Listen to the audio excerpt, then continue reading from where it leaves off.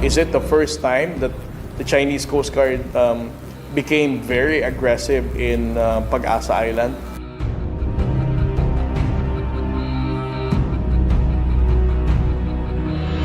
Ay may mga development plans at sumusuporta yung mga uniform services natin dito. And bunga nitong pagbisita ko rito ay tutulong din talaga ako i-follow up yung iba't ibang departments ng gobyerno para suportahan itong mga development plans nila.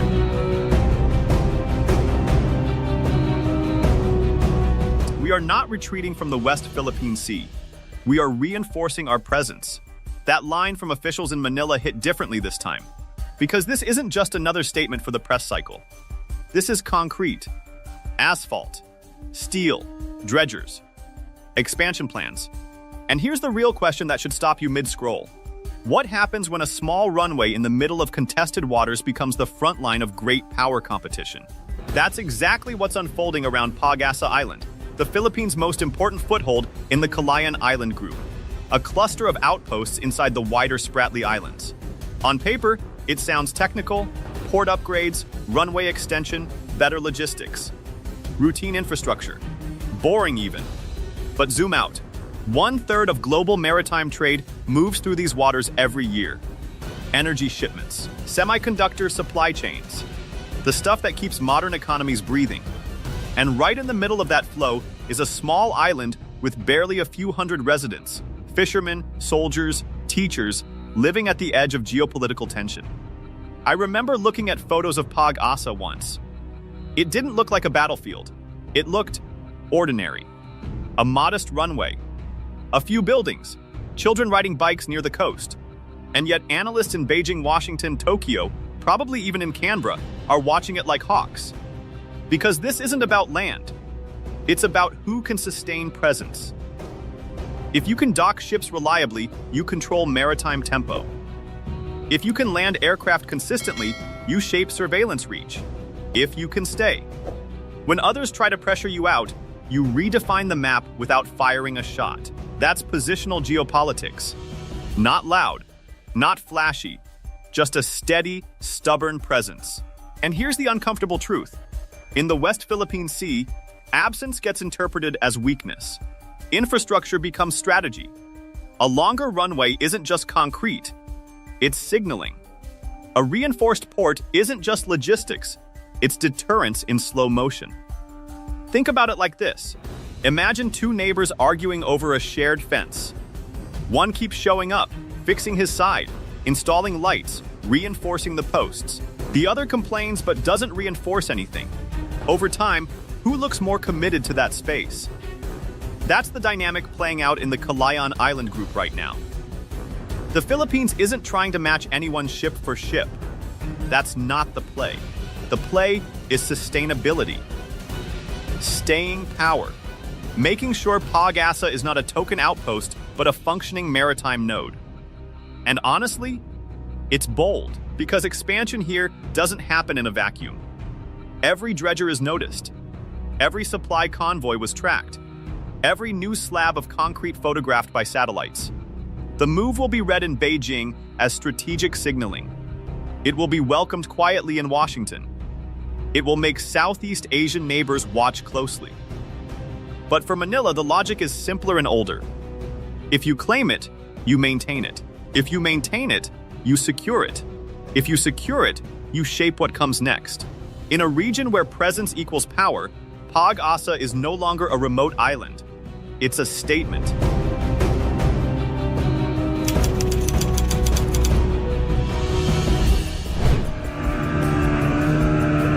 Let's be honest. You can't understand what's happening on Pag-asa without zooming out to the bigger chessboard.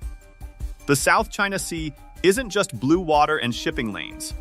It has become one of the most strategically charged spaces on the planet. Every patrol, every runway extension, every Coast Guard maneuver sits inside a much larger rivalry, the structural contest between the United States and China. And this is where it gets serious. For Beijing, the South China Sea is not optional. It is a strategic buffer, a forward shield, a maritime extension of homeland security logic. Control here pushes potential threats farther from its coastline. It protects submarine bastions. It secures energy imports. It reinforces the narrative that regional waters fall within its historic sphere of influence. From Beijing's perspective, losing strategic initiative here isn't just embarrassing, it's destabilizing. Now flip the lens. For Washington, the South China Sea is a credibility test. The United States has framed itself for decades as the guarantor of open sea lanes and freedom of navigation. If it cannot sustain access and reassure allies in these waters, the entire Indo-Pacific security architecture begins to wobble.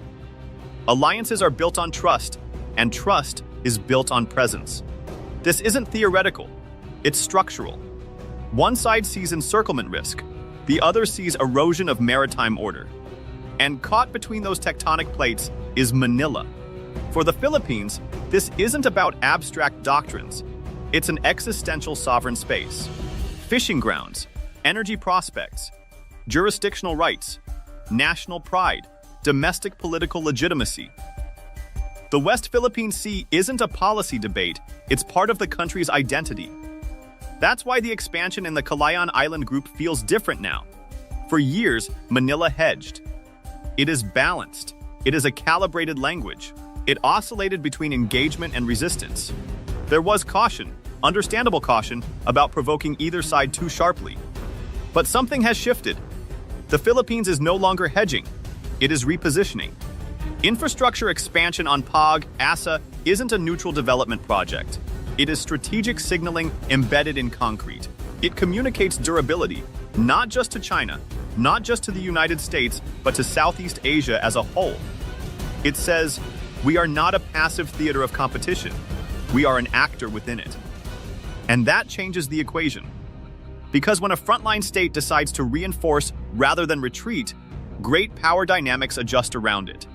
The South China Sea stops being merely a buffer or a credibility test. It becomes a proving ground for whether middle powers can assert agency in a contested order.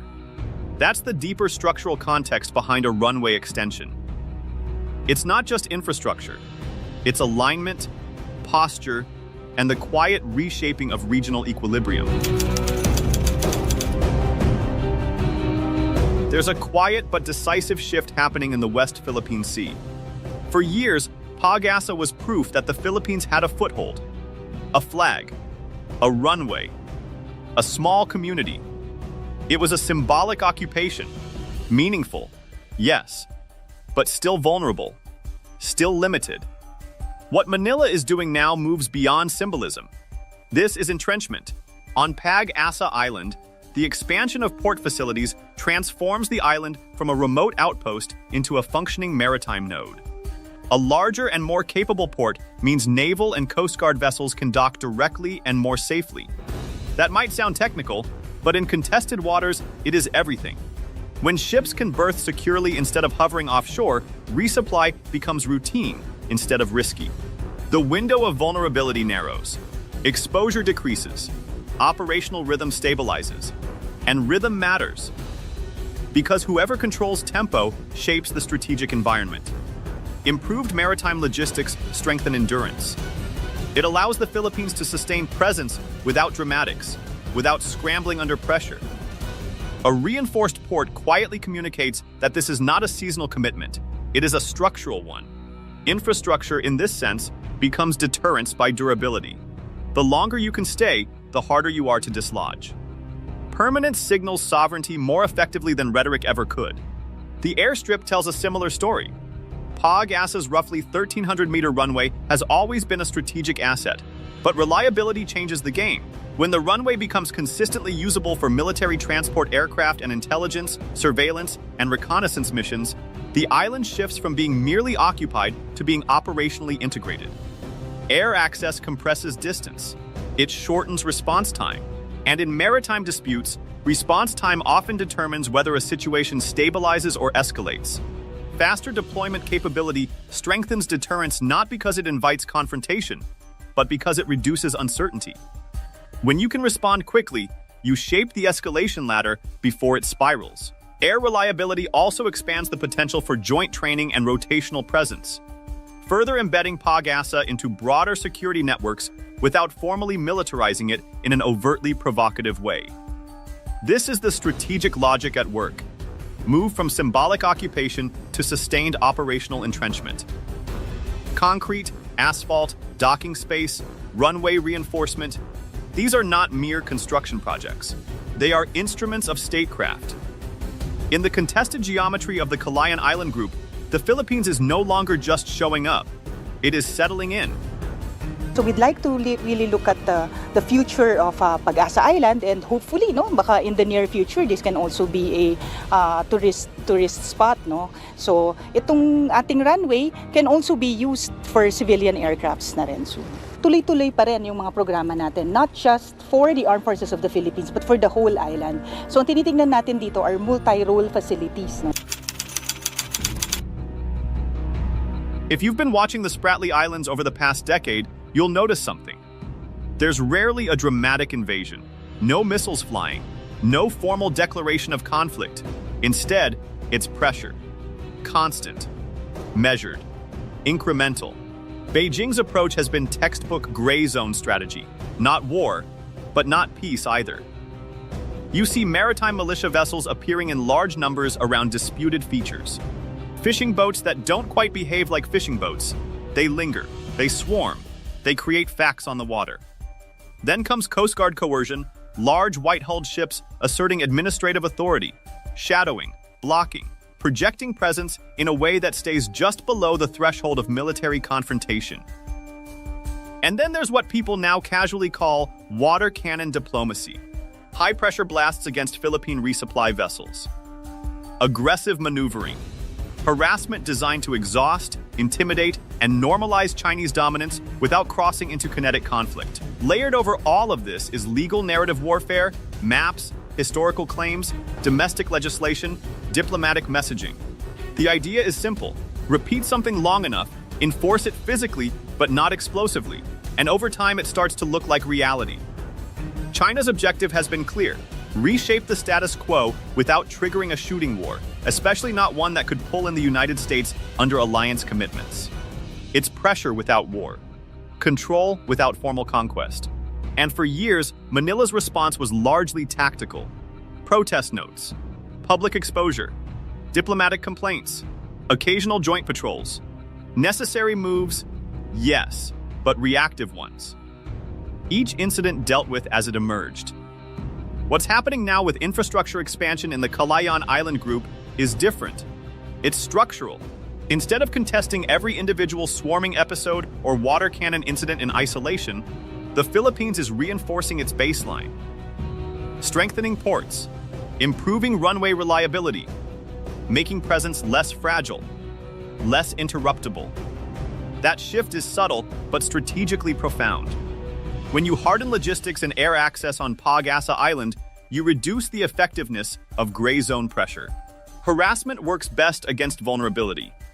It's harder to intimidate a position that can resupply efficiently, rotate personnel safely, and sustain operations over time. In other words, Manila is moving from protest to persistence. And persistence changes deterrence dynamics. It signals that gray zone tactics will not gradually erode control through attrition. It tells Beijing that normalization won't come easy. Not through swarms, not through water cannons, not through legal repetition alone. That's a serious pivot. Because once a frontline state decides to absorb pressure and reinforce instead of flinch, the entire gray zone calculus becomes more complicated. Here's where the story widens again. The port and runway upgrades in the Kalayaan Island Group aren't happening in isolation. They sit inside a much bigger alignment shift under President Ferdinand Marcos Jr. And that shift is unmistakable. Since taking office, Marcos Jr. has expanded access to additional sites under the Enhanced Defense Cooperation Agreement with the United States. That move alone sent a signal. EDCA sites aren't permanent U.S. bases, but they enable rotational presence, prepositioning of equipment, and faster interoperability. In strategic terms, they tighten alliance geometry.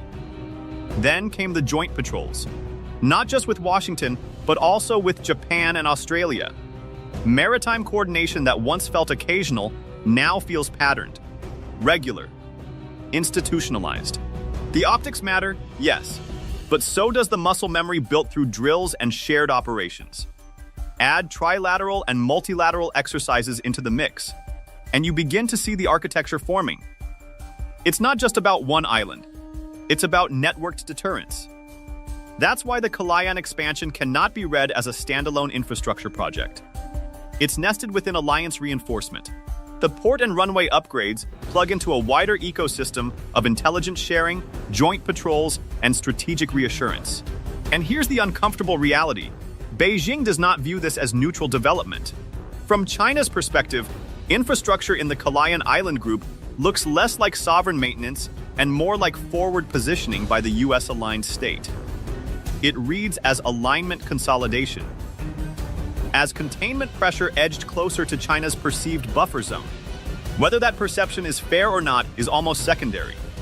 Because in geopolitics, perception shapes reaction.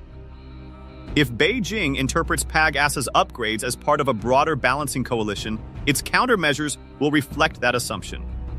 Increased patrols, sharper rhetoric, possibly more assertive gray zone tactics. The action-reaction cycle tightens. And yet, from Manila's vantage point, the logic feels defensive, even overdue. Strengthen alliances, reinforce outposts, reduce vulnerability, build leverage before the next crisis emerges. That's external balancing in motion. I am aware that the emerging threat to our territory and our emphasis on addressing this threat requires adjustment in our strategy. The external security environment is becoming more complex. It is becoming more unpredictable. Common security challenges necessitate a more concerted approach among like-minded nations. The Philippines is no longer navigating cautiously between giants. It is embedding itself more firmly within a security network and reinforcing its own frontline position at the same time. That combination is powerful. And in a theater as tense as the South China Sea, powerful combinations always shift the strategic temperature. Big infrastructure projects always speak louder than press briefings. And the expansion in the Kalayaan Island Group is speaking to multiple audiences at once. To China, the message is blunt. The Philippines will not abandon its outposts. Incremental coercion, whether through maritime militia presence, Coast Guard pressure, or water cannon incidents, will not produce retreat. The strategy of attrition meets a strategy of reinforcement. Manila is essentially saying, we're still here, and we're building. To ASEAN neighbors, the signal is more subtle, but just as important. Manila is stepping away from quiet hedging and leaning toward visible assertion. It's not abandoning diplomacy, but it is no longer relying on diplomacy alone. The message is that middle powers can assert agency without waiting for consensus paralysis to clear. To the United States, the expansion communicates responsibility. The Philippines is not free-riding under alliance guarantees. It is investing its own capital, political and financial, into deterrence. That strengthens credibility on both sides of the treaty equation. And domestically, the signal may be the most powerful. Sovereignty is not being left to speeches. It is being poured into steel pilings and runway asphalt on Pag-asa Island. For citizens watching repeated incidents at sea, visible reinforcement matters. It turns abstract rights into physical proof of commitment. That said, reinforcement is not friction-free. The expansion inevitably increases the density of interaction around Pag-asa. More patrols, more monitoring, more shadowing. The risk environment tightens. Beijing's likely responses fall within established gray zone patterns. Intensified patrols near Pag-asa are plausible. China could expand or upgrade facilities on its own artificial islands elsewhere in the Spratly Islands as a countersignal. Legal and diplomatic protests will almost certainly follow. Economic leverage, subtle or overt, may also enter the picture. However, direct military confrontation remains unlikely. Escalation to open conflict would carry enormous costs and risk activating US-Philippine mutual defense commitments. Neither side benefits from crossing that threshold. So the contest remains in the gray zone, But the gray zone is getting crowded, and crowded spaces are inherently less stable. Beyond strategy and signaling lies the economic substrate. The waters surrounding the Kalayaan Island Group are resource-rich. Fisheries are critical to local livelihoods and national food security. There is also long-standing interest in potential hydrocarbon reserves beneath the seabed. These are not speculative interests. They are long-term national priorities. Infrastructure consolidation strengthens the Philippines' ability to enforce its exclusive economic zone rights on a sustained basis. It enables patrol continuity, monitoring, and administrative presence. Over time, this translates into bargaining leverage, particularly in any future joint development negotiations. This is strategic patience in practice. Invest now. Build resilience. Shape the negotiating environment later. Does the expansion materially alter the military balance in the South China Sea? In pure force ratio terms, no. China's naval and Coast Guard capacity remains vastly larger. The structural asymmetry persists. But geopolitically, the implications are meaningful. Balance is not only about fleet size, it is about endurance, the ability to sustain presence over time. It is about legitimacy, the perception of lawful and consistent administration. It is about alliance density, the number and strength of security relationships. And it is about infrastructure durability, the physical capacity to remain embedded in contested space. On these variables, the Philippines is upgrading its position. Over time, that matters. The Kalayaan expansion reflects a broader doctrinal evolution. Manila is moving from accommodation toward calibrated resistance, from episodic protest toward structural consolidation. Between 2013 and 2016, China reshaped the Spratlys through rapid artificial island construction.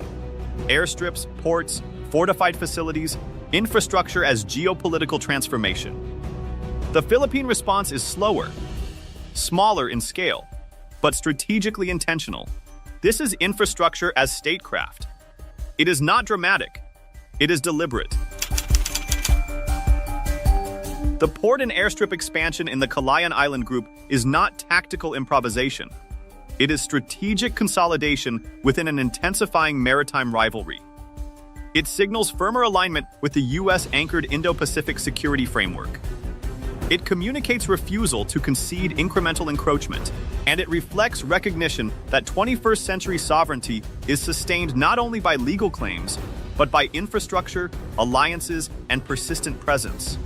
The South China Sea is no longer primarily about who claims territory. It is about who endures. And Manila clearly is choosing endurance.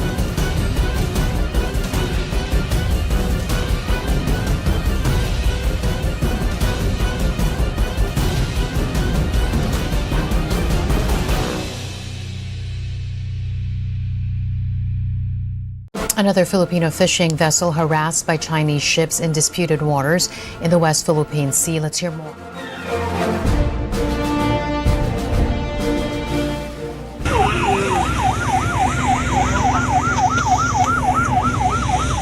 This goes to show that the Chinese maritime forces, whether the PLA Navy, the Chinese Coast Guard, and even the Chinese maritime militia, are evidently harassing the Filipino fishermen and violating our sovereign rights in the West Philippines.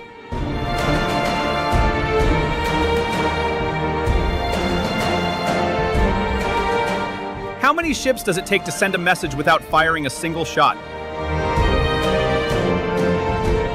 That question sits at the center of the latest development in the West Philippine Sea, where Philippine authorities have confirmed the presence of 41 Chinese vessels, including fishing boats widely assessed to be part of China's maritime militia.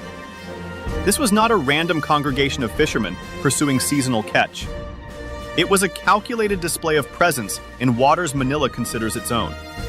The news emerged quietly, yet its implications are anything but subtle. In today's South China Sea, numbers matter, positioning matters, and even silence can be strategic.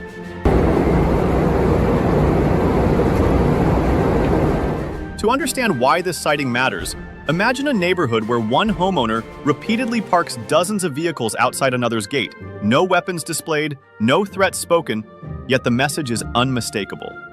This is the logic of the gray zone. China's maritime militia blurs the line between civilian and state actors, allowing Beijing to exert pressure while avoiding the thresholds that would trigger an overt military response. The West Philippine Sea, vital to Filipino livelihoods and energy security, has increasingly become the stage for this slow-burn coercion, where endurance replaces escalation and persistence becomes power.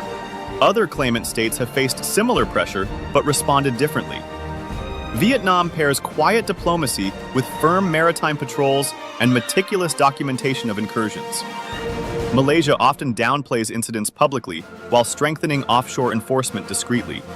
The Philippines, by contrast, has moved towards strategic transparency, naming, counting, and publicizing each intrusion. This divergence matters. Transparency internationalizes the issue, while silence localizes the cost. In a region through which over $4 trillion in global trade transits annually, what happens in Philippine waters never remains purely Philippine. The presence of 41 vessels is therefore not just another data point. It is a signal within a broader strategic pattern. Despite diplomatic engagements in regional forums, maritime friction continues to intensify, driven less by warships and more by ostensibly civilian hulls.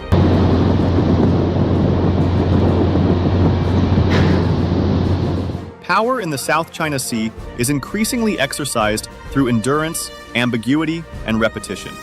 Understanding this moment requires looking beyond the ships themselves, to the strategy they represent, the responses they provoke, and the geopolitical stakes quietly rising with every new hull on the horizon.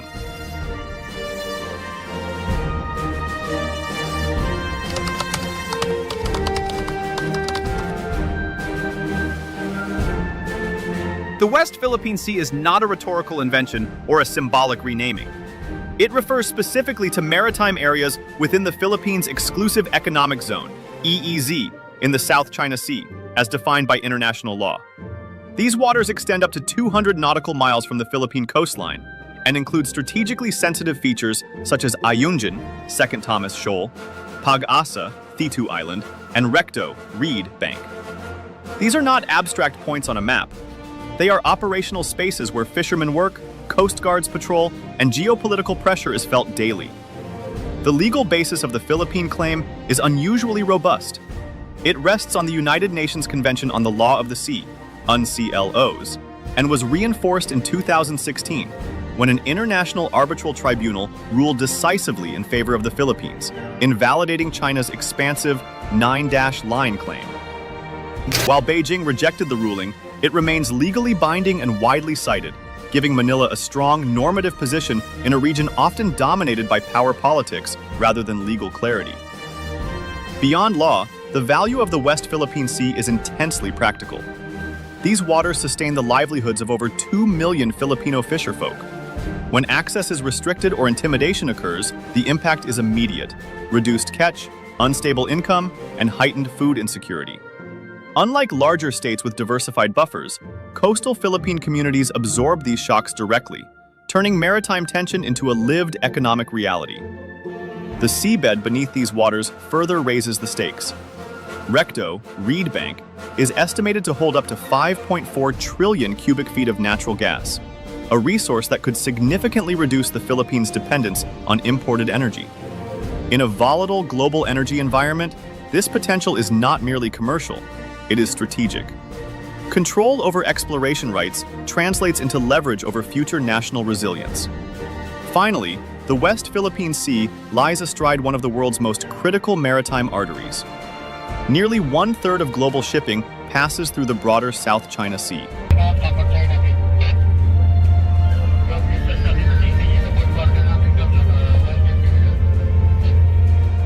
Stability here is therefore not just a Philippine concern, it is a global one. Every vessel sighting, blocked resupply mission, or prolonged standoff resonates far beyond regional headlines.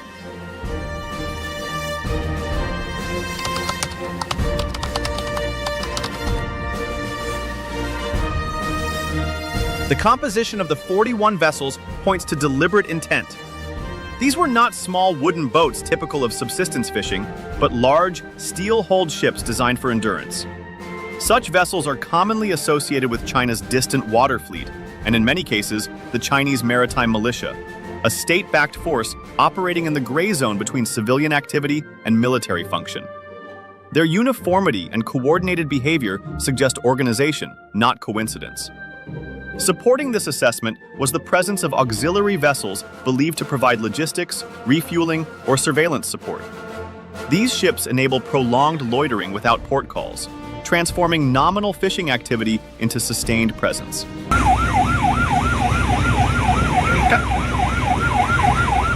Lingering for weeks or months is not about harvesting fish. It is about asserting control through persistence. Geographically, the sighting was sensitive. The vessels were detected well within the Philippine EEZ, with some loitering 20 to 30 nautical miles from Philippine-held features.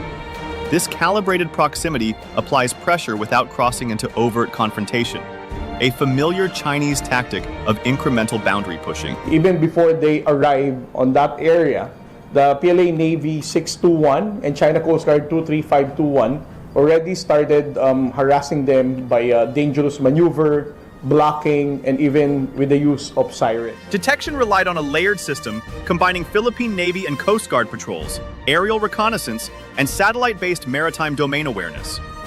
This multi-source monitoring reduces ambiguity and strengthens Manila's capacity to document incursions. In gray zone competition, evidence itself becomes a strategic asset. The incident also fits a clear historical pattern.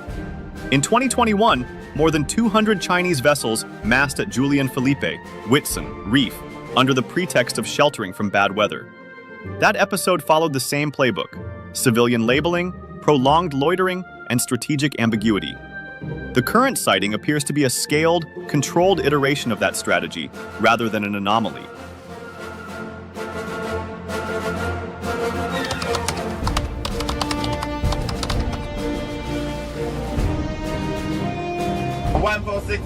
China Coast Guard 14603. This is ROC Coast Guard patrol vessel. China's behavior in disputed waters cannot be understood through conventional naval doctrine alone. Central to its approach is the maritime militia, civilian-appearing vessels operating with state coordination. These ships form a buffer between fishermen and naval forces, complicating responses and limiting escalation options for rival claimants. This enables classic gray zone tactics, applying continuous pressure without triggering armed conflict. Rather than blockades or missiles, China relies on presence, dozens of hulls occupying contested waters day after day. Over time, constant visibility reshapes perceptions of control, even where legal ownership is clear. Consistency is the strategy's strength. Chinese vessels return repeatedly, often over years, to the same features. Each deployment reinforces the last, gradually normalizing intrusion. For fishermen, coast guards, and observers alike, the abnormal begins to look routine. The strategic objective is clear: consolidate de facto control without triggering war. By avoiding overt violence, Beijing reduces the risk of collective military response while steadily eroding rival claims through intimidation, restricted access, and psychological pressure. Sovereignty is undermined not through decisive clashes, but through attrition.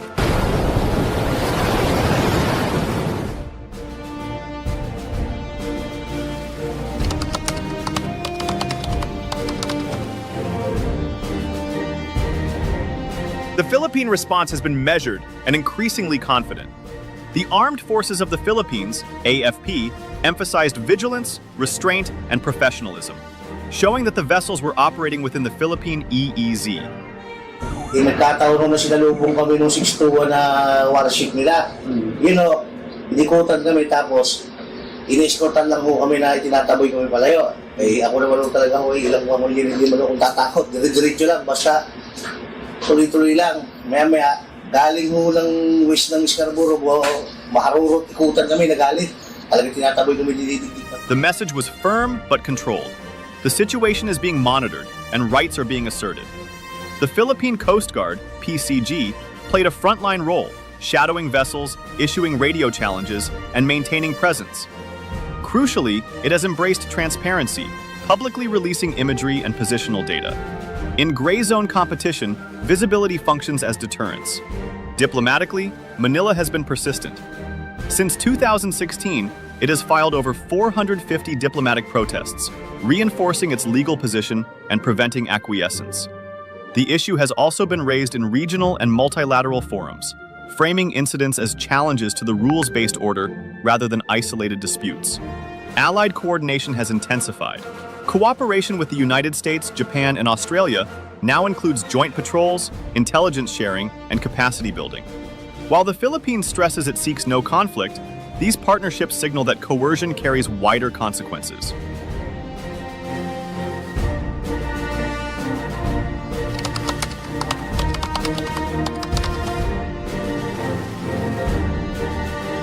Regional reactions to developments in the West Philippine Sea continue to reflect Southeast Asia's underlying strategic diversity.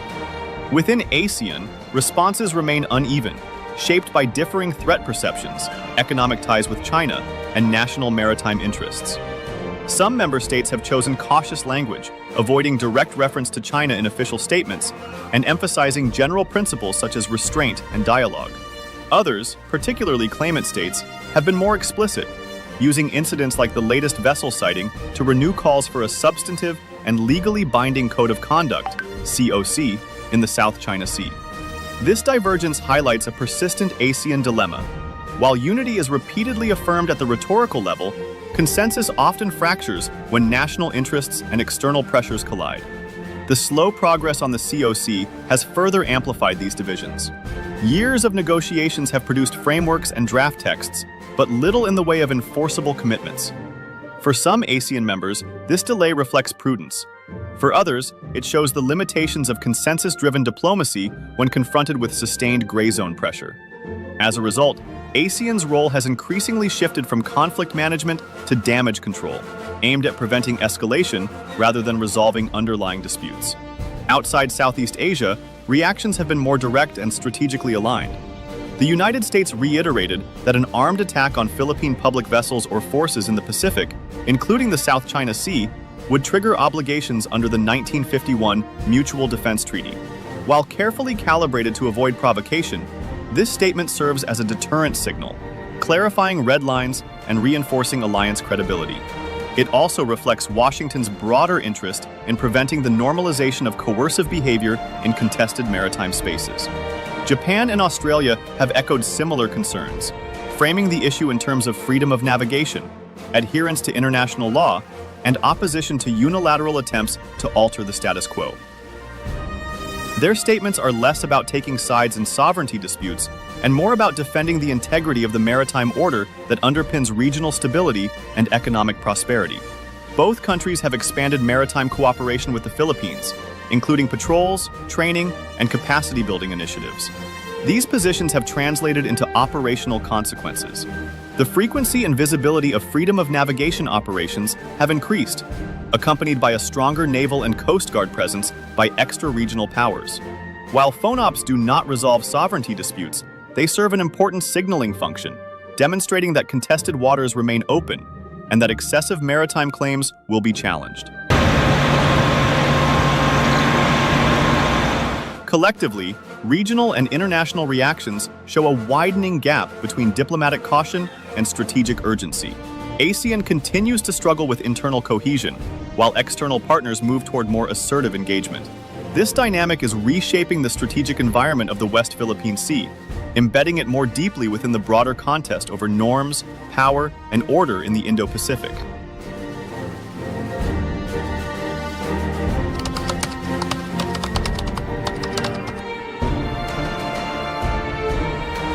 Legally, UNCLOS remains the governing framework, and the 2016 arbitral ruling stands, binding but unenforced. China's rejection of the ruling and preference for bilateral talks highlight the limits of international law in the absence of enforcement mechanisms. The human cost is often overlooked. Filipino fisherfolk face harassment, reduced access, and declining catch. Fisheries contribute over 1.5% of Philippine GDP, yet coastal communities bear disproportionate harm. In places like Zambales, fishermen report week-long trips yielding minimal returns due to displacement. security risks persist. Close encounters raise the danger of miscalculation. Manila must balance deterrence with restraint, a calculus shaping defense modernization focused on maritime domain awareness, patrol vessels, radar, and unmanned systems.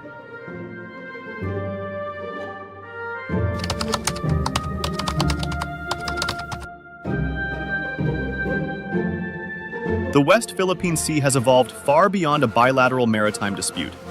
It now functions as a frontline arena of US-China strategic rivalry, where questions of power, credibility, and regional order are tested in real time. For Washington, events in these waters are closely tied to alliance credibility and the defense of a rules-based maritime system. For Beijing, sustained presence serves a broader objective, reshaping regional norms in ways that privilege power and endurance over legal restraint. What unfolds in the West Philippine Sea, therefore, carries implications not only for the Philippines, but for the future architecture of the Indo-Pacific security order.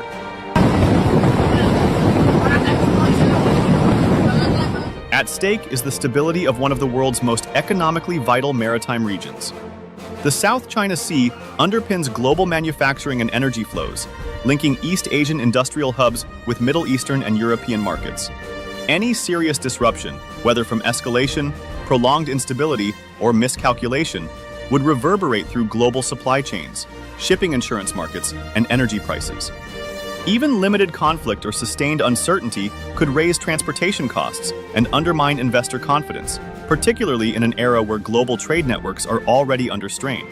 Several future trajectories now appear plausible.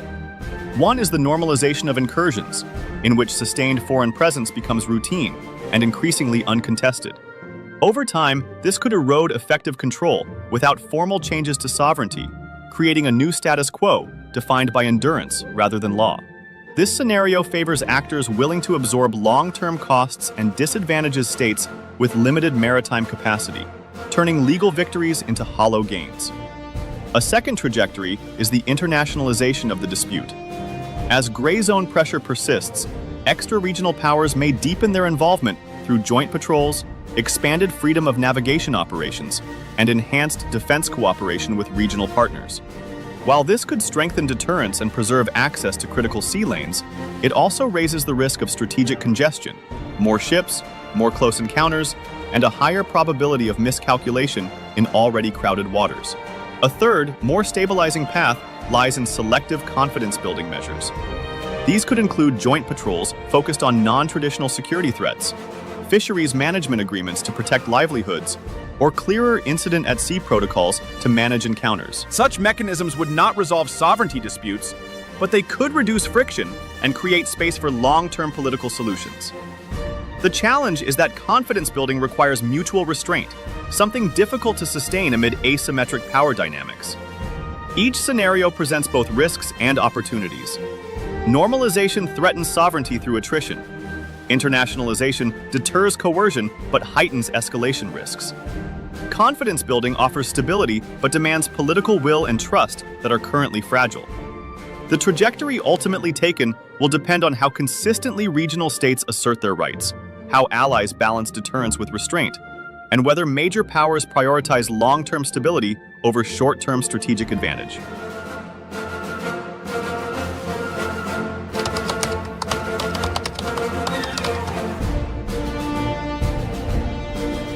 The sighting of 41 Chinese vessels is not an isolated event, but part of a sustained pattern of maritime competition defined by ambiguity and persistence.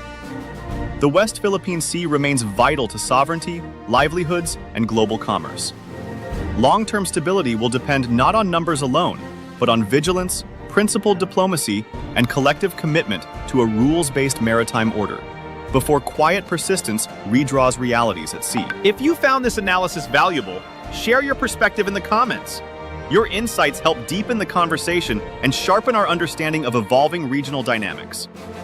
Thank you, and we will see you soon in our next geopolitical discussion.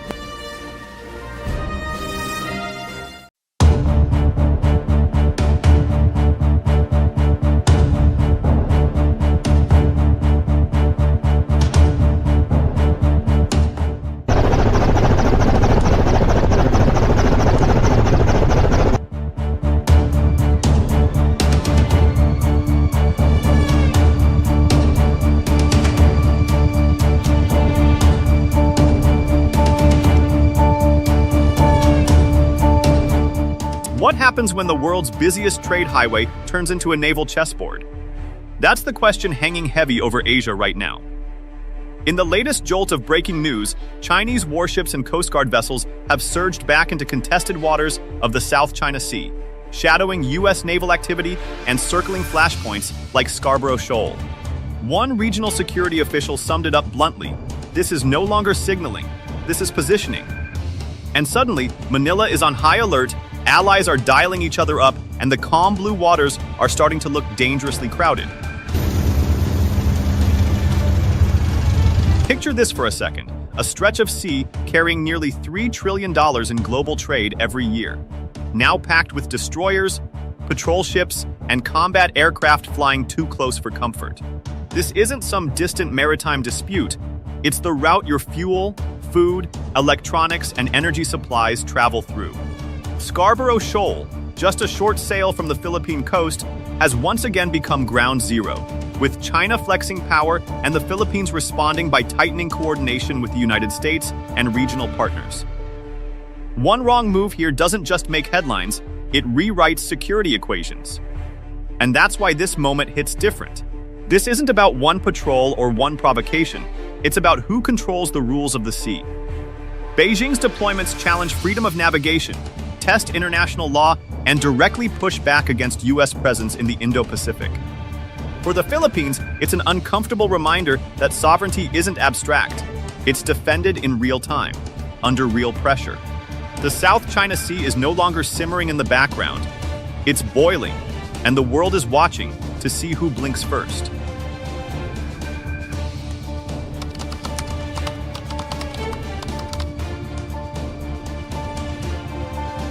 All right, let's set the stage properly because none of this is random, and none of it started yesterday. The South China Sea has been contested for decades, long before today's headlines and warship movements. China, the Philippines, Vietnam, Malaysia, Brunei, and Taiwan all lay overlapping claims to islands, reefs, and waters in this strategically priceless maritime zone. On paper, many of these claims are supposed to be governed by the United Nations Convention on the Law of the Sea, which defines territorial waters, exclusive economic zones, and maritime rights. In reality, power politics often outweigh legal diagrams. What should be clear-cut lines on a map have turned into gray zones patrolled by coast guards, naval vessels, and surveillance aircraft. What you see on the screen is a depiction of the South China Sea, and you see the red dashes around the perimeter of the South China Sea. The tension exploded into legal warfare in 2016 when an international arbitral tribunal in The Hague delivered a landmark ruling in favor of the Philippines. That legal standoff still defines today's confrontations. The Philippines cites the ruling in protests and speeches, while Chinese ships continue operating as if the map never changed. Layered on top of this is the constant presence of the United States Navy, which views the South China Sea not as a regional dispute, but as a global test case.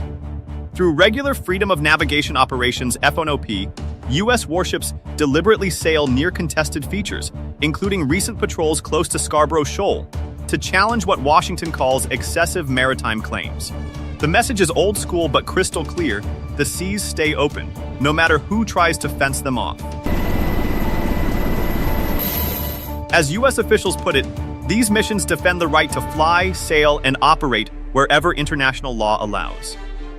And every time an American ship shows up, Chinese vessels shadow it, turning the South China Sea into a high-stakes standoff where law, history, and raw power collide.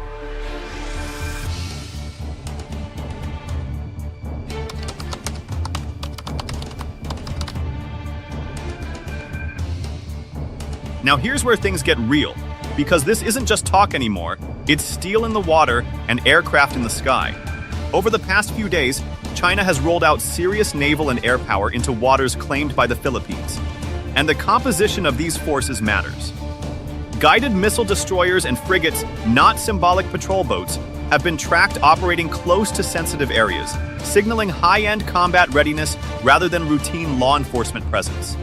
These platforms are built for air defense, anti-ship warfare, and long-range operations, meaning this deployment is designed to be seen, noted, and calculated by everyone watching the radar screens. Even more eye-catching is the aerial component. China has flown H-6 strategic bombers, aircraft capable of carrying YJ-12 supersonic anti-ship missiles with an estimated strike range of up to 500 kilometers. That's not defensive posturing, that's a clear reminder of reach. From those distances, major naval formations, ports, and sea lanes fall well within potential engagement zones. In simple terms, Beijing is quietly saying, we can hit far, and we can hit fast. Officially, China's Southern Theater Command is playing it cool. The patrols are described as routine, while Manila is accused of colluding with external forces, diplomatic shorthand for working too closely with the United States and its allies. According to Beijing, these deployments are meant to preserve peace and stability. It's a familiar script: assert dominance, deny escalation, blame the other side. Old playbook, new hardware. At the core, China's stated objective remains unchanged. Beijing insists it is defending territorial sovereignty and responding to what it calls provocations by rival claimants and outside powers meddling in regional affairs. But the scale and sophistication of the forces involved tell a deeper story. This isn't just about protecting claims. It's about shaping behavior, intimidating opponents, and setting red lines in real time.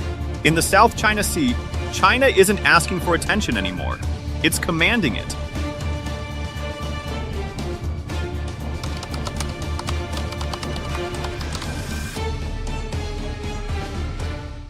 Washington didn't waste time responding, and it responded the way it always has, by showing up, staying visible, and refusing to blink. The U.S. Navy has surged Arleigh Burke-class guided missile destroyers alongside littoral combat ships into waters near disputed shoals, reinforcing what officials call a persistent presence in the South China Sea.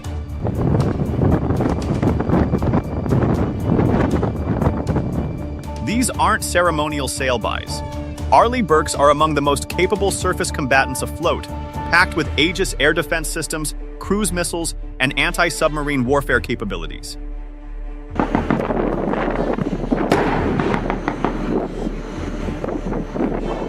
Their deployment sends a quiet but unmistakable signal. The U.S. is prepared to operate in contested waters and stay there. At the heart of this posture is freedom of navigation operations, a doctrine Washington treats almost like sacred tradition. U.S. officials stress that these operations are fully consistent with international law and not aimed at any single country, even if everyone knows who's being challenged. One Pentagon spokesperson cut straight through the noise, stating that China's maritime claims do not deter us. In plain terms, the message is simple and old school. No nation gets to rewrite the rules of the sea by force. But beneath the tough talk lies a very real danger. The South China Sea has already seen near misses, aggressive shadowing, and even collisions between Chinese vessels during high-speed maneuvers. Add American warships, Chinese destroyers, bombers overhead, and Coast Guard vessels weaving between them, and the margin for error shrinks fast. A misjudged turn, a misread radar contact, or an overly aggressive intercept could trigger a crisis no one actually planned for.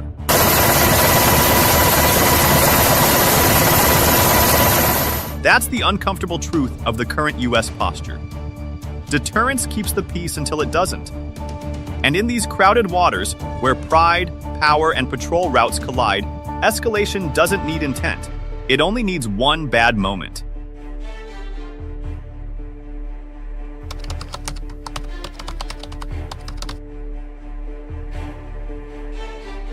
For Manila, this isn't theory or great power abstraction.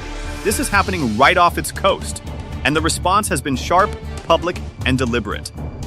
The Philippine government has moved quickly on the diplomatic front, issuing official protests and lodging firm representations with the Chinese embassy over both Beijing's rhetoric and its expanding maritime presence. Philippine officials have pushed back hard against accusations of collusion, stressing that defending sovereign rights is not provocation. In statements from Malacanang and the Department of Foreign Affairs, the message is consistent. China's actions are being challenged on record, in writing, and through international channels. No quiet acceptance, no silent retreat. At sea, the posture has tightened. The Philippine Navy and Philippine Coast Guard have stepped up patrols across the West Philippine Sea, keeping a closer watch on contested areas and maintaining presence near sensitive features. While Manila knows it cannot match China ship for ship, visibility itself has become a form of resistance. Each patrol shows the same point: these waters are not abandoned, and sovereignty isn't surrendered just because the other side is bigger. Diplomatically, the Philippines is also playing the long game. Coordination with the United States remains central, especially through joint exercises, intelligence sharing, and operational planning under existing defense agreements. At the same time, Manila continues engaging ASEAN partners, pushing for unity, consultations, and a rules-based approach to maritime security. It's a careful balancing act, strengthening alliances without triggering outright escalation. The Philippine response is quiet but firm, cautious but unmistakable. Manila isn't pounding the table, but it isn't backing down either. In a region where silence can be mistaken for consent, the Philippines is making one thing clear: it's present, it's watching, and it intends to stand its ground.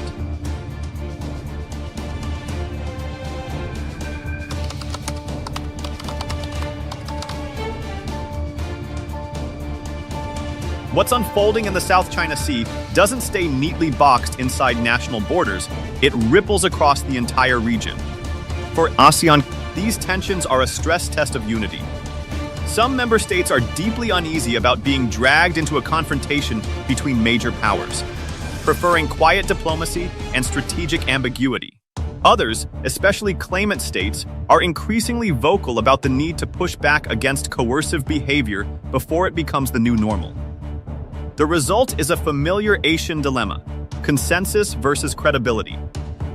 Every flare-up exposes how hard it is to speak with one voice when national interests, threat perceptions, and economic ties to China all pull in different directions. The economic stakes raise the temperature even further. The South China Sea isn't just geopolitically sensitive, it's economically indispensable. These waters carry critical shipping lanes and energy routes that feed East Asian manufacturing hubs, fuel markets, and consumer supply chains. Any serious disruption, whether from military standoffs or heightened insurance risks, would ripple straight into ports, prices, and production lines. For economies built on just-in-time trade, even short-term instability can translate into long-term uncertainty. Then there's the most immediate danger: maritime safety. The sea is getting crowded, and not just with warships. Military vessels, Coast Guard cutters, and maritime militia are operating in close quarters, often at high speed and under political pressure. Each aggressive maneuver, each shadowing incident, raises the odds of an accident, and in this environment, accidents don't stay accidents for long. One collision, one misread intention, and the region could find itself in an escalatory spiral no one planned for, but everyone would have to deal with. In short, the South China Sea is becoming more than a dispute zone, it's a regional fault line. And the longer tensions simmer, the harder it becomes for Asian, markets, and mariners alike to pretend this is business as usual.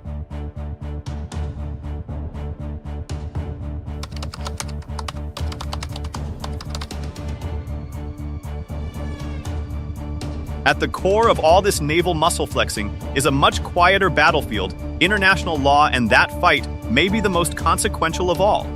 The legal backbone of the South China Sea disputes is the United Nations Convention on the Law of the Sea.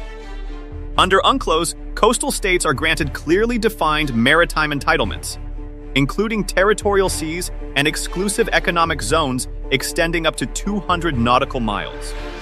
This framework is what anchors the Philippines' legal position in the West Philippine Sea. Manila argues that its claims aren't based on power or history, but on codified international law that most of the world recognizes and follows. In theory, UNCLOS is supposed to remove ambiguity. In practice, it's become the very thing being contested. China, however, plays by a different script. Beijing asserts historical rights that it argues predate UNCLOS and justify its extensive presence and deployments across much of the South China Sea. This interpretation has been widely challenged, especially after the 2016 arbitral ruling, but China continues to treat these claims as non-negotiable. From Beijing's perspective, patrols, exercises, and ship deployments are not violations. They are enforcement of long-held sovereignty. Law, in this view, bends to history and power. The United States cuts straight across that argument. Washington insists that freedom of navigation and overflight are protected under UNCLOS norms and customary international law, regardless of competing sovereignty claims. That's the legal logic behind U.S. freedom of navigation operations. They are not about ownership of reefs or shoals, but about preventing any single state from turning international waters into restricted zones. Every FONOP is a legal statement made with a warship. And that's the real tension. One side sees law as fixed rules, the other treats it as flexible history. Until those visions align or one clearly prevails, the South China Sea will remain not just a military standoff, but a legal one, fought ship by ship, patrol by patrol.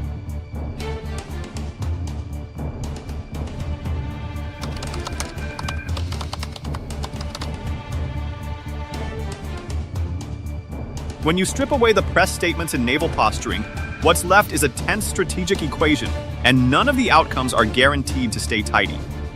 One possible path is de-escalation, driven by sustained diplomacy, military hotlines, and confidence-building measures. This is the scenario everyone publicly claims to want: fewer risky maneuvers, clearer communication, and a return to managed competition. But let's be real, de-escalation in the South China Sea doesn't mean ships go home.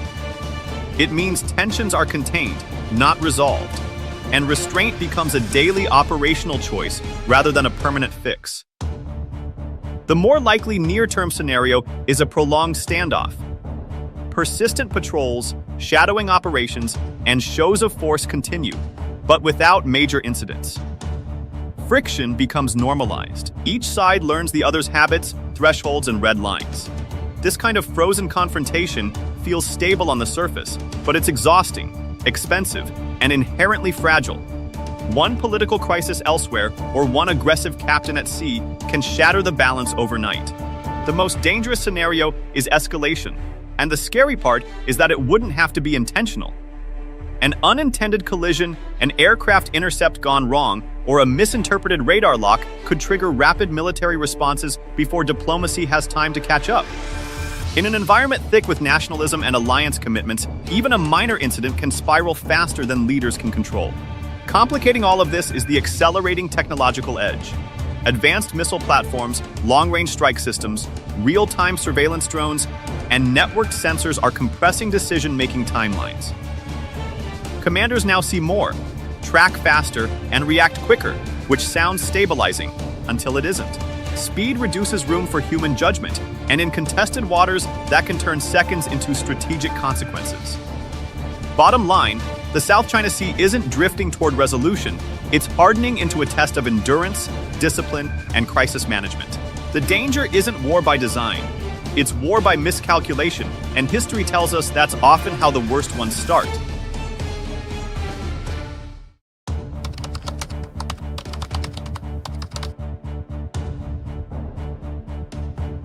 Zoom out for a second, and it's obvious the South China Sea isn't just about reefs and shoals anymore, it's a front line in the US. China strategic rivalry.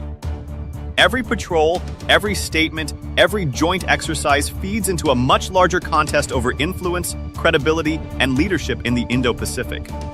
For Washington, presence equals commitment to allies, to international law, to an open maritime order. For Beijing, pushing back is about reshaping that order and proving it can no longer be dictated from outside the region. The result? Alliances are tightening, defense cooperation is deepening, and neutral ground is getting harder to find. Multilateral diplomacy is supposed to be the pressure valve, but progress has been painfully slow. UN platforms and related mechanisms offer space for dialogue, confidence building, and rule setting. Yet consensus remains elusive. Competing interests, economic dependencies, and strategic caution keep outcomes watered down. The long-discussed code of conduct in the South China Sea, for example, moves forward inch by inch, always discussed, never quite delivered. Still, these forums matter. In a crisis-prone environment, even slow diplomacy is better than silence. That's why dialogue, however imperfect, remains essential. Military deterrence may prevent immediate conflict, but only sustained diplomatic engagement and respect for international norms can prevent long-term instability. Hotlines, maritime communication protocols, and regular consultations don't solve sovereignty disputes, but they can stop misunderstandings from turning into flashpoints. In a region this tense, talking is not weakness, it's damage control.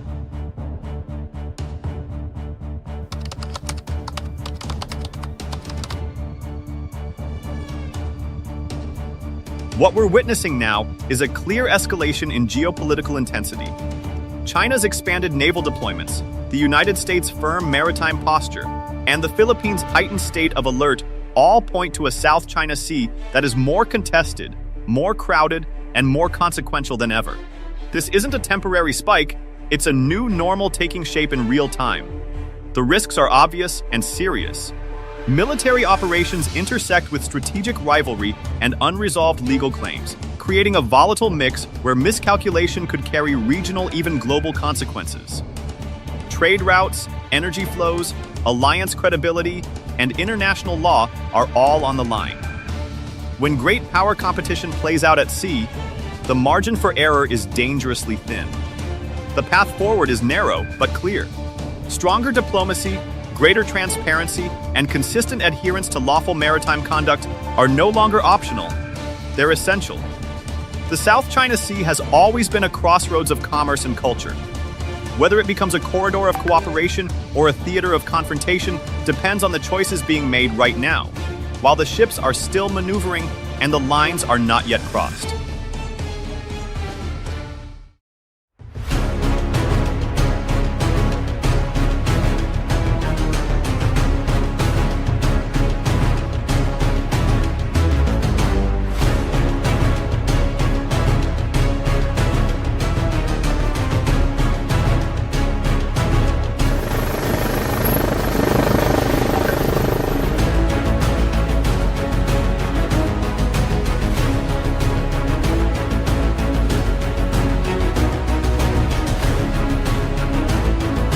The Philippines has taken one of its boldest defense steps yet in the ongoing South China Sea dispute. A sweeping decision to triple its patrol area in the West Philippine Sea, WPS. This strategic expansion signals a major policy shift away from years of cautious diplomacy and reactive defense posture toward a more assertive and transparent approach to national security. At the heart of this move lies a deepening conflict with the People's Republic of China, PRC, whose aggressive gray zone tactics, including the use of Coast Guard ships, maritime militia, and water cannon attacks, have become an almost daily challenge for the Philippine Coast Guard, PCG, and Navy.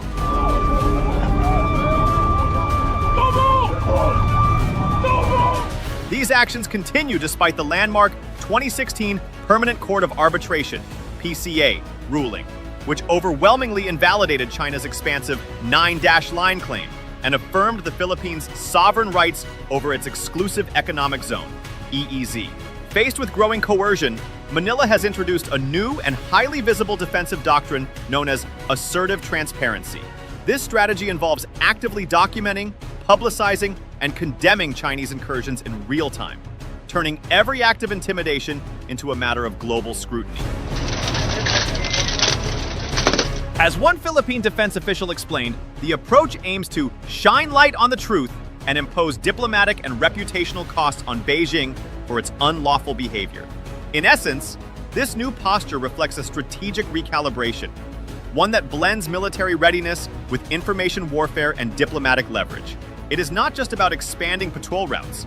It's about ensuring that every kilometer of Philippine waters is seen, monitored, and defended both on the ground and on the world stage. The Philippines' effort to triple its patrol area in the West Philippine Sea is backed by hard data and a clear strategic vision. According to the National Maritime Council, NMC, This dramatic increase in coverage is a direct result of deploying more ships and aircraft across contested waters. As NMC spokesperson and Undersecretary Alexander Lopez explained, with our assets deployed, we were able to cover 3 times more of the West Philippine Sea. We have covered the West Philippine Sea quite abundantly. This statement reflects not only expanded operations, but a growing confidence in defending national maritime space. Operational figures from the third quarter of 2025 highlight the scale of activity behind this shift. A total of 224 surface patrol missions were carried out by combined forces from the Armed Forces of the Philippines, the Philippine Coast Guard, and the Bureau of Fisheries and Aquatic Resources. These sea patrols were complemented by 43 air missions and 56 ISR, intelligence, surveillance, and reconnaissance operations, creating a layered monitoring network across key maritime zones.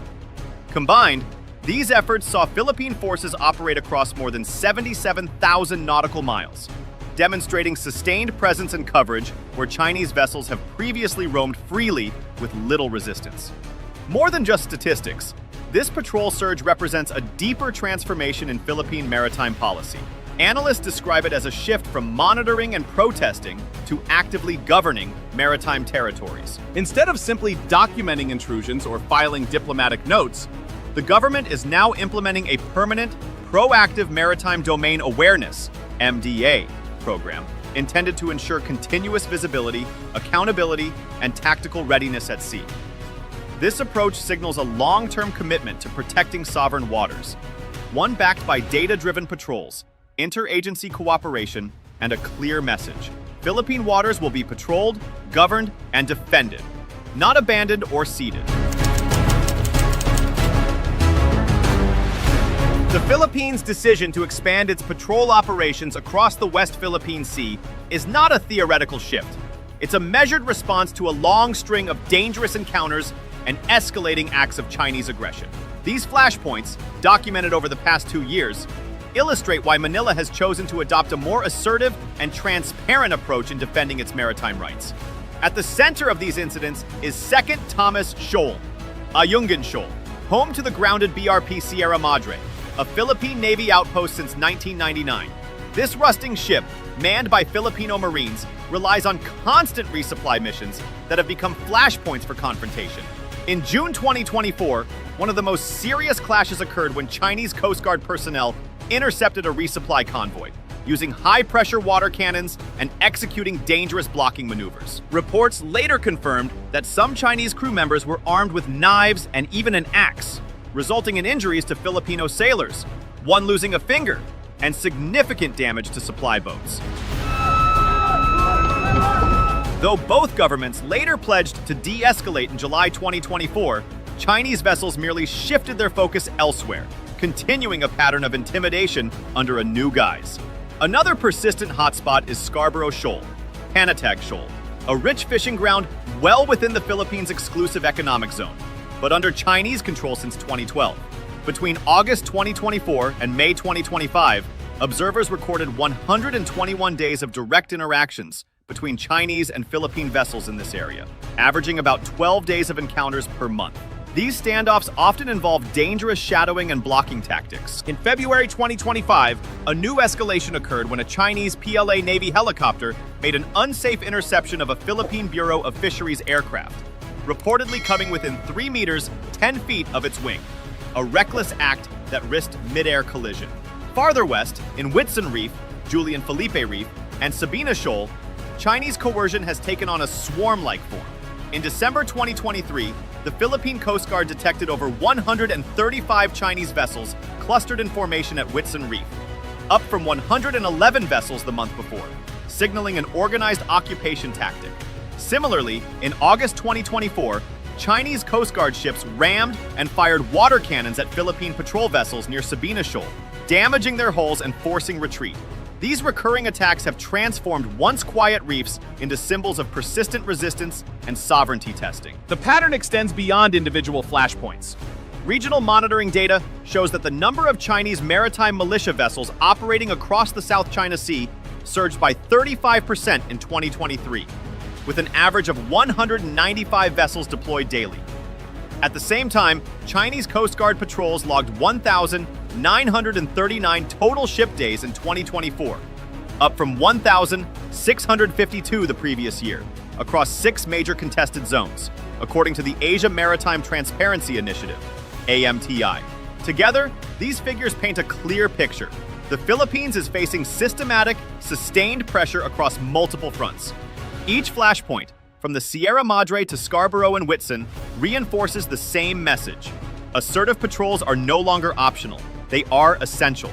By tripling its patrol presence, Manila is not only defending its sovereign rights, but ensuring that every act of aggression is met with visibility, resilience, and accountability on the world stage.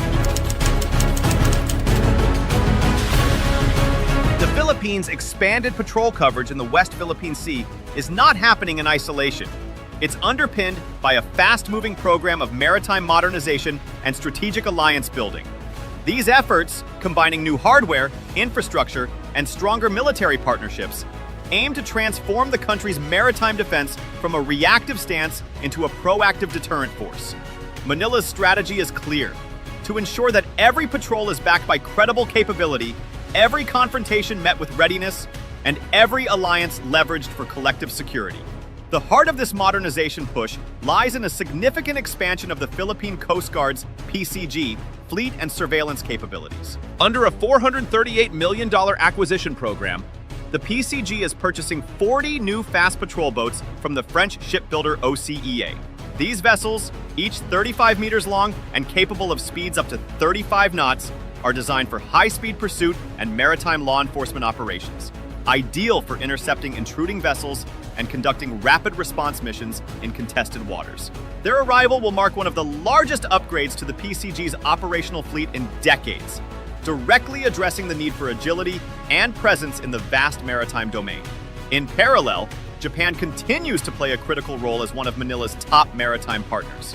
The PCG is acquiring 5 additional 97-meter multi-role response vessels, MRRVs, from Japan, modeled after the BRP Teresa Magbanua, currently one of the largest and most advanced ships in the Philippine Coast Guard's inventory. These long-range ships are built for sustained patrols, search and rescue missions, and extended operations in rough seas, precisely the kind of endurance capacity the Philippines needs to maintain a year-round presence in the West Philippine Sea. Infrastructure is also part of this modernization wave. On Pag-asa Island, Deter Island, one of the Philippines' most strategically located outposts, a state-of-the-art coastal monitoring station was completed in early 2024. The facility is equipped with advanced radar systems, satellite-linked surveillance equipment, and maritime domain awareness, MDA, technology capable of tracking vessels hundreds of kilometers away. This station gives Philippine authorities real-time intelligence over key areas and supports joint coordination with allies, transforming Pag-asa from a remote island into a frontline sentinel of sovereignty. Modernization at home is being reinforced by deepening alliances abroad, particularly with the United States and regional partners. The 1951 Mutual Defense Treaty, MDT, between Washington and Manila remains the bedrock of this security framework. U.S. officials have repeatedly reaffirmed that the treaty applies explicitly to armed attacks on Philippine forces, public vessels, and aircraft in the South China Sea, including those operated by the Coast Guard. This clear extension of coverage has effectively drawn a red line, deterring further escalation by showing that any aggression against Philippine units could trigger a U.S. military response. Further strengthening operational readiness, the Task Force Philippines, a newly established joint initiative, is now focusing on coordinated patrols and rapid crisis response in contested areas such as the South China Sea and the Luzon Strait. This structure mirrors NATO-style task forces and ensures that Philippine and U.S. forces can move in sync, sharing intelligence, logistics, and command systems for both deterrence and defense. At the multilateral level, regional cooperation is accelerating. The Philippines' role as a hub for joint naval exercises has expanded significantly, with activities like Sama-Sama 2025 bringing together forces from the US, Japan, Australia, Canada, France, and New Zealand. These exercises go beyond symbolic gestures.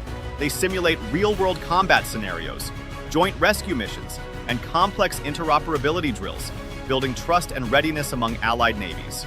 In sum, the Philippines is pursuing a layered approach to deterrence: modernize, integrate, and ally. By investing in modern ships, advanced surveillance, and stronger partnerships, the nation is asserting both sovereignty and solidarity, ensuring that its defense of the West Philippine Sea rests not on rhetoric, but on readiness. The Philippines' decision to triple its patrol area and adopt a policy of assertive transparency has transformed the security dynamics of the West Philippine Sea. It is more than just a tactical move. It is a calculated deterrence strategy aimed at raising the cost of China's coercive and gray zone tactics. By increasing visibility and documenting every act of aggression, Manila hopes to shift the balance of accountability, making Beijing's actions not only militarily risky, but diplomatically costly. As the Philippine National Maritime Council stated, China's continued provocations call into question China's supposed commitment to de-escalate the situation. In other words, transparency has become the Philippines' most effective weapon, exposing illegal actions and rallying international support. Yet, this assertive stance carries significant risks. The South China Sea remains one of the world's most vital and volatile waterways, with an estimated $3 trillion worth of global trade passing through it each year. The dense presence of fishing fleets, coast guards, and naval vessels from multiple nations makes every encounter a potential flashpoint. At Scarborough Shoal alone, there have been an average of 12.1 days of interaction per month between Chinese and Philippine vessels, a tempo that drastically increases the risk of an accidental collision or escalation. Such an incident could have far-reaching consequences. Under the 1951 U.S.-Philippines Mutual Defense Treaty, any armed attack on Philippine forces or public vessels in the South China Sea could trigger an American military response, a scenario that could spiral into a broader regional crisis. The Philippines, therefore, finds itself in a delicate balancing act, asserting its sovereign rights while managing the razor-thin line between deterrence and provocation. Looking ahead, Manila's expanded patrols and growing alliances signal a nation reclaiming its maritime agency. The challenge now is to sustain this deterrence without tipping into confrontation, to defend its waters with firmness, transparency, and the steady hand of diplomacy. The West Philippine Sea has become the testing ground not only for Philippine resolve, but for the region's ability to maintain peace through strength. If you liked the video, do not forget to like, share, and subscribe our channel for deep analysis of contemporary issues.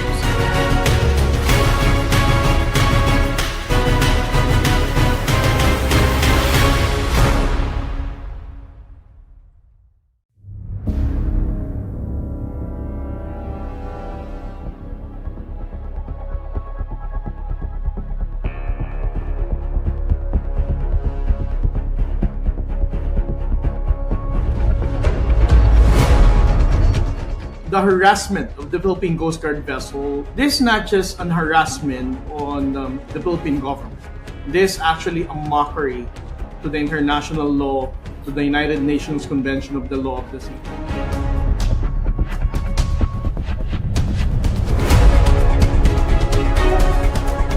What does it mean for a small coastal patrol boat to stand its course when a much larger vessel cuts across its bow?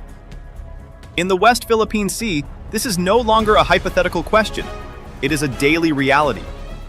As dawn breaks over contested waters, Filipino sailors, fishermen, and Coast Guard crews operate under constant pressure, fully aware that a single maneuver, a single miscalculation, could echo far beyond the horizon. This is not just a maritime dispute. It is a test of resolve, legality, and national dignity. The West Philippine Sea, part of the broader South China Sea through which more than $3 trillion in global trade passes each year, has become one of the most closely watched geopolitical flashpoints in the Indo-Pacific.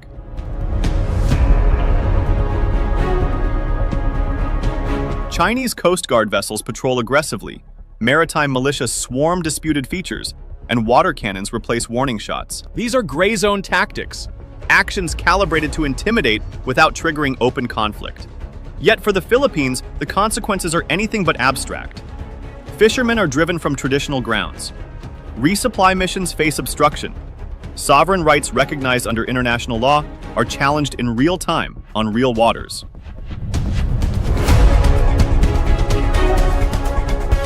What makes the Philippine case distinct is not merely geography, but response. Unlike some Southeast Asian states that have opted for quiet accommodation or strategic ambiguity, Manila has increasingly chosen visibility and law. Where others remain silent, the Philippines files diplomatic protests. Where others de-escalate through disengagement, Manila documents incidents, releases footage, and invokes international rulings. This contrast matters. Vietnam fortifies quietly. Malaysia avoids public confrontation. Cambodia aligns politically.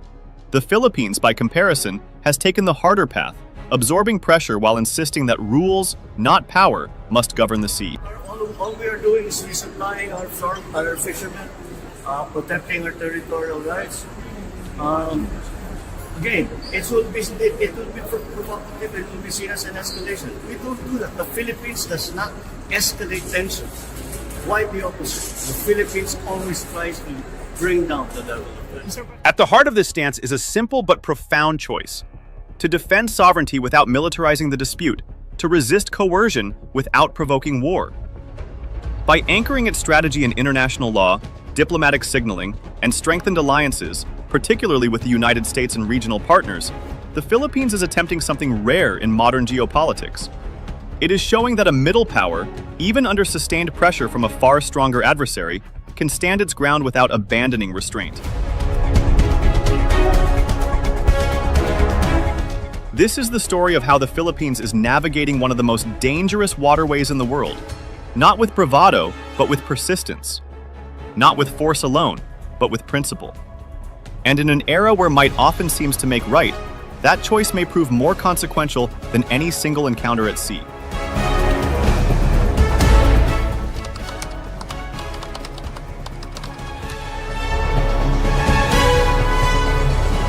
For the Philippines, the dispute in the West Philippine Sea did not begin with warships or water cannons. It began with maps, coastlines, and rules agreed upon by nearly the entire world. Under the United Nations Convention on the Law of the Sea, UNCLOS, coastal states are entitled to a 200 nautical mile exclusive economic zone, measured from their shores.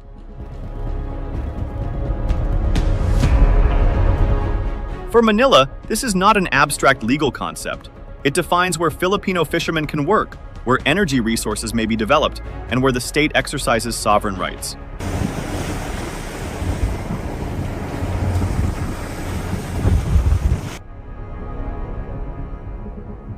The West Philippine Sea falls squarely within this framework, anchored to geography, not ambition. China's claim follows a very different logic.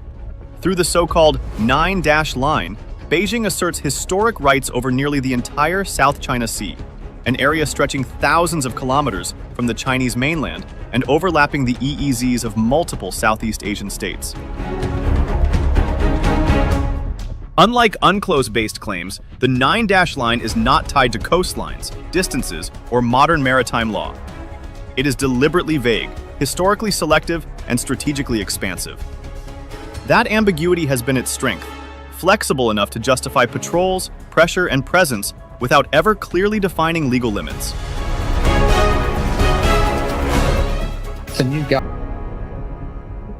Just as importantly, it upheld the Philippines' sovereign rights within its EEZ. For Manila, the ruling was not a victory lap, it was a legal anchor. For Beijing, it was rejected outright. What followed revealed the deeper pattern. Rather than retreat, China accelerated its presence. Over the past decade, submerged reefs and coral outcrows were transformed into artificial islands, complete with runways, radar systems, missile shelters, and hardened facilities. These were not civilian projects. They were permanent fixtures of power projection, designed to normalize Chinese control and shift facts on the water faster than diplomacy or legal mechanisms could respond. Each new structure quietly altered the balance, turning contested spaces into monitored, defended zones. This history matters because it explains the present moment. The Philippines is not reacting to a sudden crisis. It is responding to a long-running strategy that blends lawfare, infrastructure, and coercion.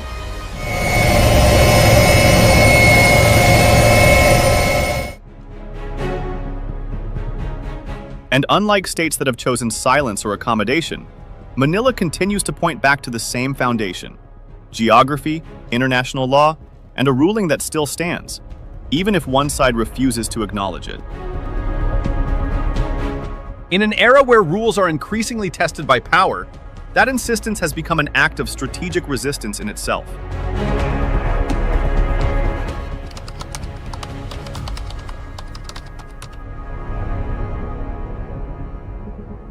The importance of the West Philippine Sea is not measured only in nautical miles or legal charts. It is measured in movement.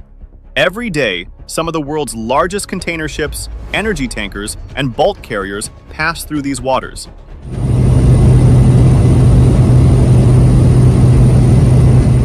Linking factories in East Asia to markets in Europe, the Middle East, and beyond.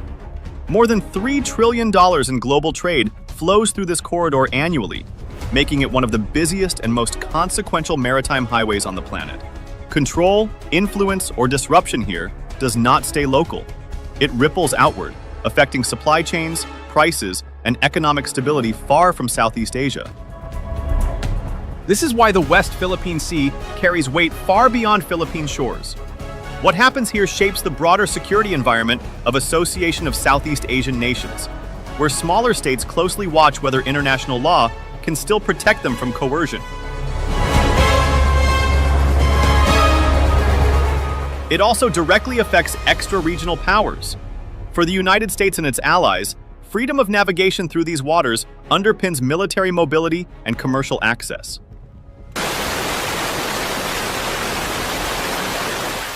For the European Union, whose economies depend heavily on uninterrupted maritime trade, instability threatens economic exposure. In short, the West Philippine Sea is a pressure point where regional disputes intersect with global balance. Yet the most immediate impact is felt not by strategists in capitals, but by fishing communities along the Philippine coast. For generations, Filipino fishers relied on these waters as a source of food and income.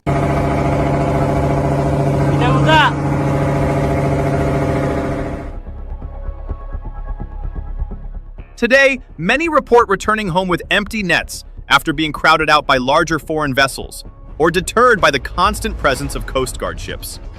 The numbers reflect that reality.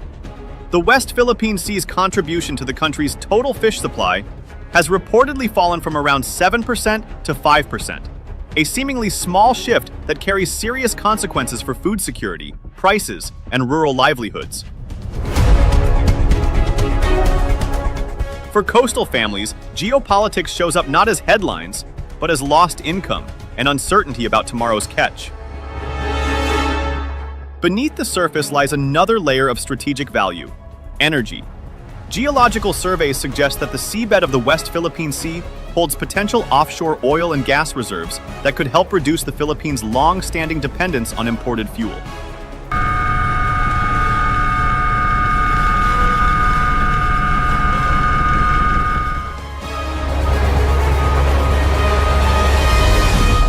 For a country vulnerable to energy price shocks, these resources represent long-term strategic insurance if they can be accessed and developed responsibly. But exploration itself has become politicized.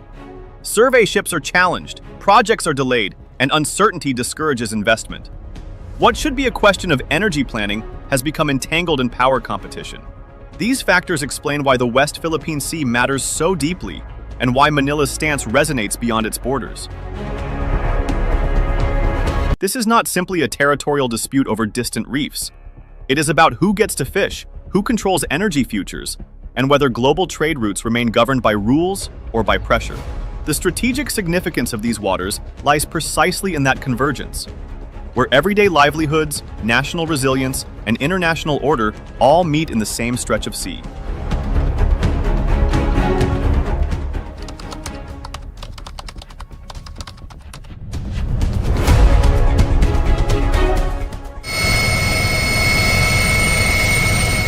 Faced with sustained pressure at sea, the Philippines has chosen an approach that is deliberate rather than dramatic.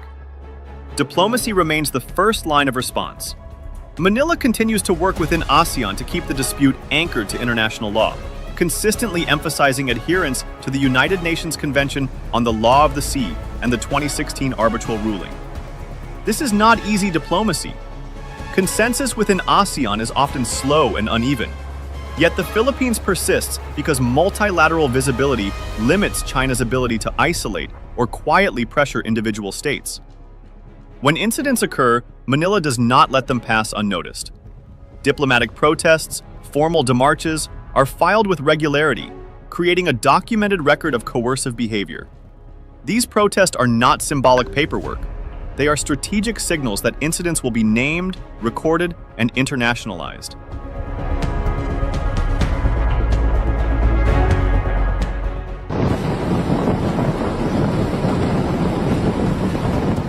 After confrontations near Sabina, Shoal, Philippine officials were unusually direct. Defense Secretary Gilberto Teodoro described Chinese actions as dangerous and inhumane, showing that restraint does not mean silence. The message was clear. Pressure will be met with exposure, not acquiescence. Behind the scenes, legal preparation continues methodically. Philippine government agencies now operate on the assumption that documentation itself is a form of deterrence. Incursions are logged, radio challenges recorded, video footage preserved, and incident timelines reconstructed. This evidence feeds diplomatic engagements today and preserves options for legal action tomorrow. The lesson of 2016 was not that courts solve disputes overnight, but that law provides leverage over time, especially when power asymmetries are sharp. At the same time, Manila has moved to narrow the gap between legal position and physical presence. Military and maritime preparedness have accelerated, particularly for the Navy and Coast Guard. Patrols have increased. Surveillance coverage has expanded. The goal is not escalation, but persistence. To ensure that Philippine vessels remain present in waters they are legally entitled to operate in. This presence is reinforced through regular joint exercises with allies, most notably with the United States during Balakatan. These drills improve interoperability, signal alliance credibility, and quietly raise the cost of coercion without firing a shot.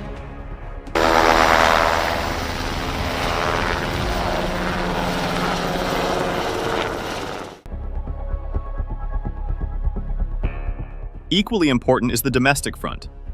The Philippine government has invested more effort in public communication, briefings, footage releases, educational campaigns aimed at building national understanding of maritime rights. This is not propaganda, it is resilience building. When citizens understand why distant shoals matter, political resolve becomes harder to erode. Public awareness turns external pressure into a shared national issue, rather than a niche security concern.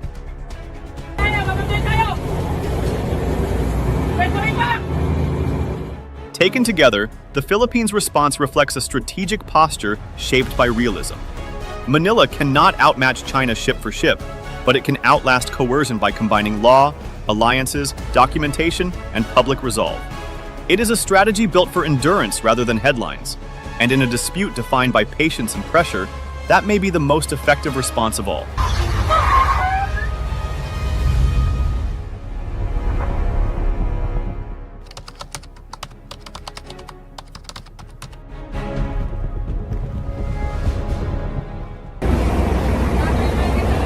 Sa ngayon, nagbuga na naman ng tubig ang water. The dispute in the West Philippine Sea has steadily evolved from a bilateral tension into a regional litmus test. Within the Association of Southeast Asian Nations, Manila has emerged as one of the most vocal advocates for unity against unilateral changes to the maritime status quo. The Philippines consistently pushes the idea that silence only accelerates normalization of coercion. Nabidyohan mo po, nabidyohan ko.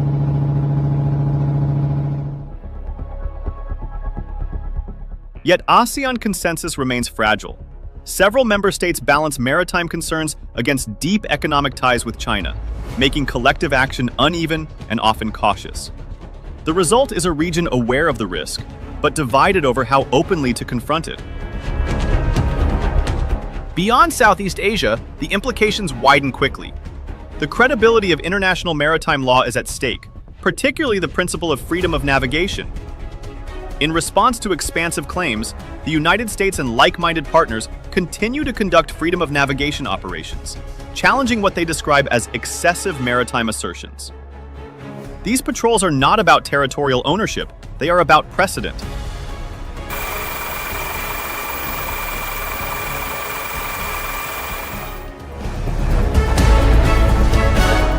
If restrictions imposed in the West Philippine Sea go unchallenged, similar tactics could appear elsewhere, from the Indian Ocean to critical choke points in Europe. For this reason, developments off Philippine shores are closely monitored in Washington, Brussels, Tokyo, and Canberra.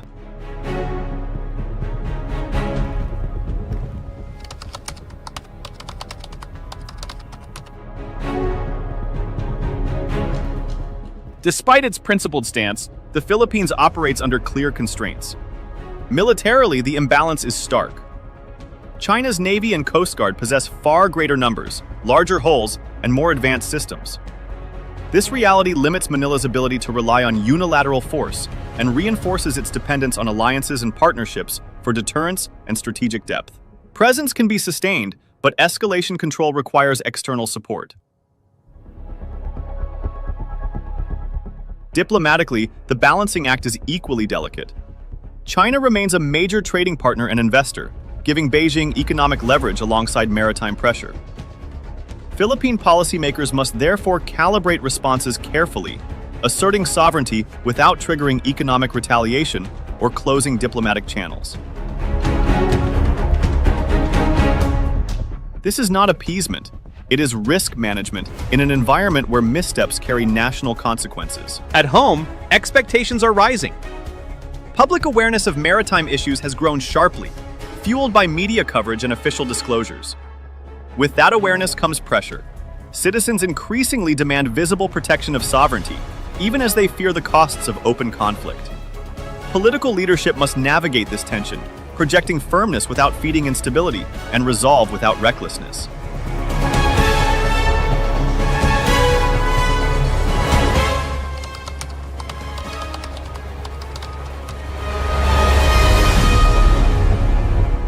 Looking ahead, Manila's strategy points toward endurance rather than sudden transformation. Defense and surveillance enhancements remain a priority. Investments in maritime domain awareness, radar coverage, unmanned systems, satellite integration, and upgraded Coast Guard assets are designed to improve visibility and persistence rather than provoke confrontation. The objective is simple: to know what happens in Philippine waters and to be present where the law allows. Diplomatically, the Philippines continues to press for a binding code of conduct in the South China Sea, even as negotiations move slowly. At the same time, Manila is deepening strategic relationships beyond its traditional ally. Ties with Japan, Australia, the European Union, and the United States are expanding across defense, capacity building, and political coordination.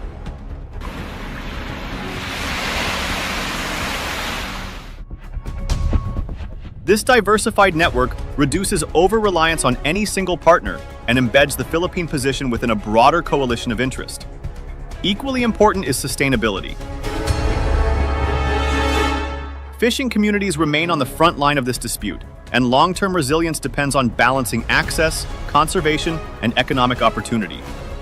Protecting marine ecosystems while adapting livelihoods to shifting realities will be critical, not only for food security, but for maintaining public trust in national strategy.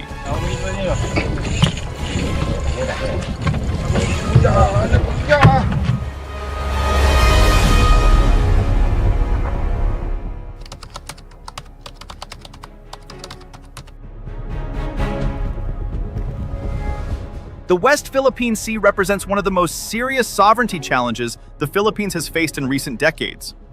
It is a contest fought simultaneously in courtrooms, diplomatic halls, fishing grounds, and open waters. Through a combination of legal persistence, diplomatic engagement, alliance building, and measured readiness, Manila has chosen a path that resists coercion without abandoning restraint. As tensions persist, the Philippine approach reflects a clear calculation that defending national interests does not require abandoning international norms, and that power alone should not determine outcomes at sea. The West Philippine Sea remains a test of sovereignty, of diplomacy, and of collective resolve. It is a test the Philippines continues to meet, not with escalation, but with steady determination anchored in law, partnerships, and national will. If you like the video, do not forget to like, share, and subscribe our channel for